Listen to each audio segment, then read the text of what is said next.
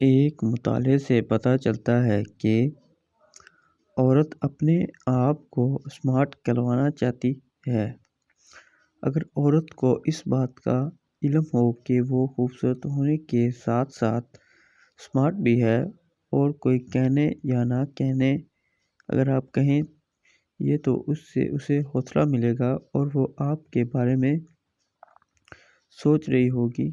آپ اس کی نظر میں سب سے اچھے ہوں گے۔ اس کی صرف جسمانی خوبصورتی کی تعریف نہ کریں بلکہ اس کے اخلاق کی، اس کے ہمدرد رویے کی تعریف کریں تاکہ